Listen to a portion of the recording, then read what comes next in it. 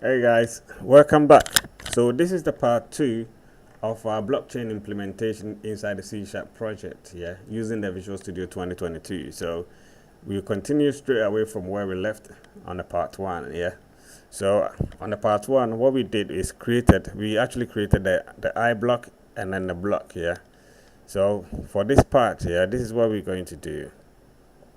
I'm just going to collapse this bit here. So we're going to go ahead and create a new class here. So this will be a public class. So here we're going to call it block extension.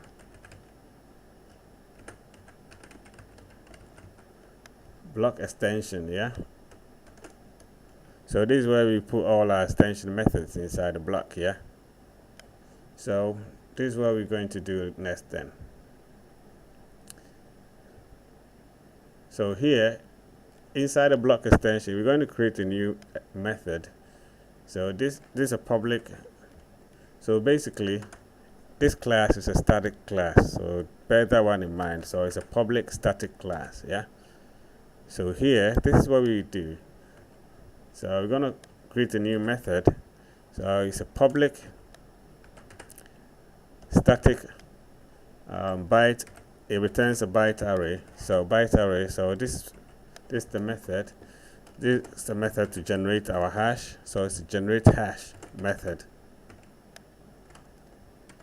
So it actually takes this I block. So basically we're extending the I block, So this will be our block.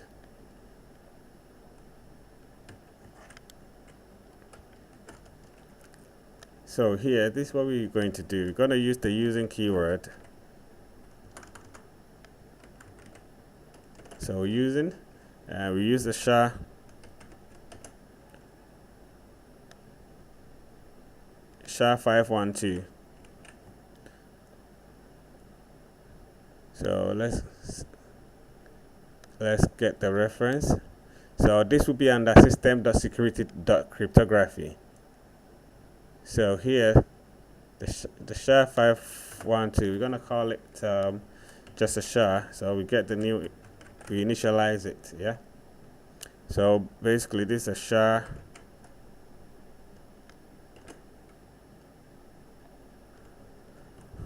SHA-512 managed, Then we used another using statement. Here we're going to put the memory stream.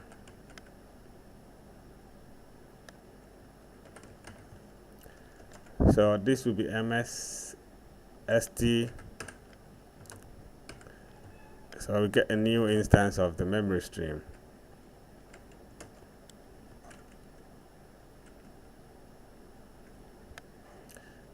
So we have a new instance of the memory stream. Then another same using statement, So here we've got our binary writer, BW. So a new instance of it. It's a new binary writer. So we put our ST inside, So this is what we get. So so here what we do is we're going to set all the data. So bw.write, So bw.write, write the nouns, and then the previous block, and then bw.write.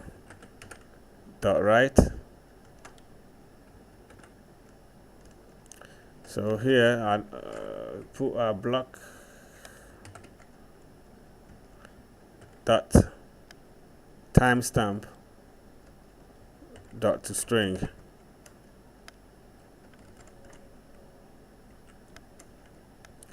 Okay, so initialize a new variable called st. Don't you? Okay, s. Just gonna call it s. Yeah. So we convert the st to array. Yeah. Then we return our sha.compute hash. So we put our s inside here. So that's all we've got for the generator hash. So this is what we need to generate our hash. So we collapse it and we create a next method. So this will be our public byte array. So this will be mine the hash. So this is for mining our hash. So here inside here, this is what we're going to put. We're going to extend the I block. So this one will be the block. Then have a byte array. This one will be our difficulty settings. Yeah. So here, this is what we're going to put for inside the mine. So basically, we're going to check if our difficulty is null or empty. So we throw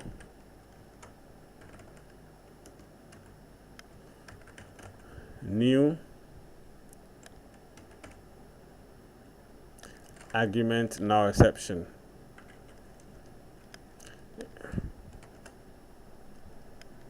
So that's what we're going to put, and then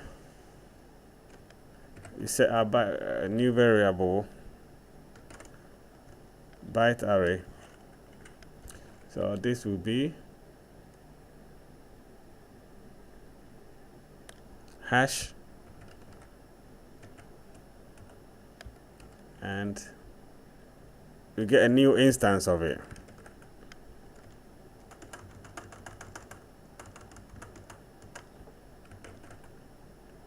So this will be a new. So we set it to initial to 0.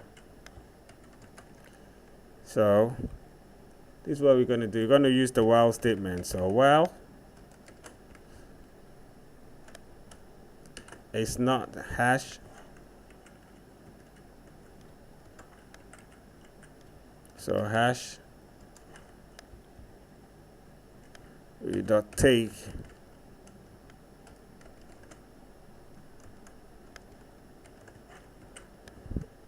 two. Then we sequence it. We check the sequence. If the sequence is equal to the difficulty, so the difficulty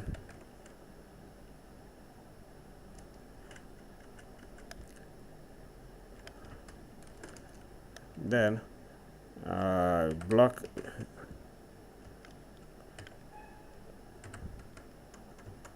dot nonce plus plus, and then we set our hash. We generate our hash, sorry. So this will be our block dot generate hash.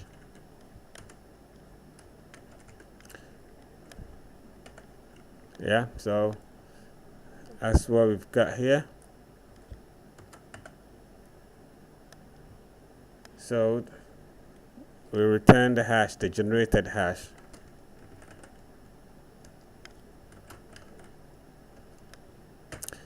That's what we actually have for the mine hash. So one more thing here, I did not put the static, so the mine hash is also a static class. Yeah. So next bit is we're just gonna collapse this as well. We check for the validity of the block, yeah, of the blockchain. So we go, it's a public, we state the public static bool. So it's valid, we check if it's valid, it's a method, we use the it's valid method. So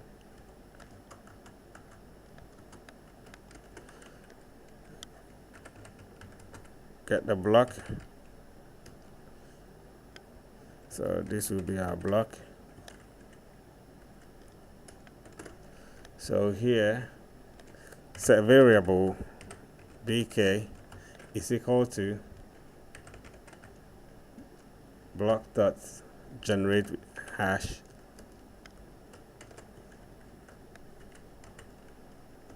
and then we return block dot. So we check for the validity of the block, yeah. Dot hash dot the sequence equal to bk. Check if the block is a valid block, yeah. Then we check for the validity of the previous block as well. So it's a public static bool. So is the previous hash valid, or the previous block actually makes sense, block valid. So this is what we're going to put our this, check block, and then the previous block.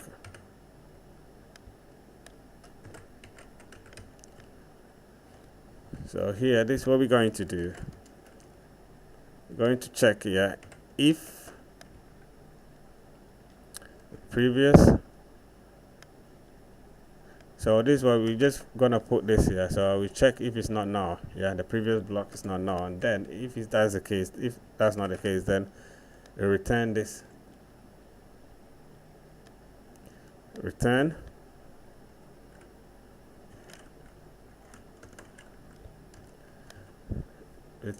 previous block dot is valid. So we check it, and previous block dot sequence equal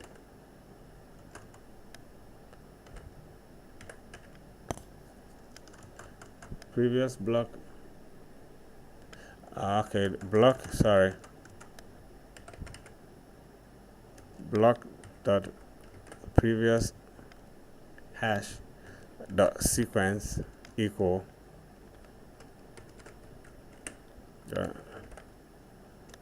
dot hash. So that's what we need to check if the previous block is valid. So we've done with this bit here. So we're just gonna go on and finish it with a new with the last method inside the extension. So this is what we're actually going to do. So it's also a public static bool, and check the validity of the whole blockchain. So first is this are enumerable. So we got the blockchain. So it's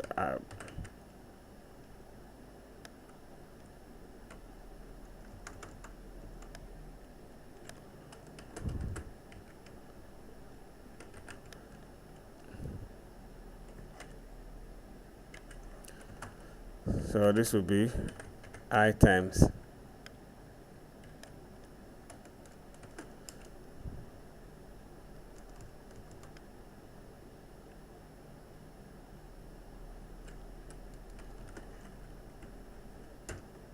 So this is what we have here.